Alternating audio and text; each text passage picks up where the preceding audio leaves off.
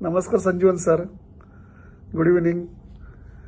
आपण वक्तृत्वाचा पासवर्ड या 3 दिवसाच्या कोर्समध्ये आम्हाला सहभागी करून घेतलं. या कोर्समध्ये आपण प्रथम आमच्या मनातील असलेली व्यासपीठासोबतची भीती ही दूर केलीत आणि आम्हाला रिलॅक्स केलं आणि त्यानंतर भाषण कसं असावं, म्हणजेच भाषणाची सुरुवात, मध्य आणि शेवट कसा असावा हे आपण विस्तृतपणे सांगितलं. त्याचबरोबर श्रोत्यांना कसं ओळखावं आणि आपलं भाषण हे प्रभावी होण्यासाठी काय काय काळजी घ्याव्या, काय त्याच्यामध्ये ॲडिशन करावे याची तुम्ही आम्हाला पूर्णपणे कल्पना दिलीत.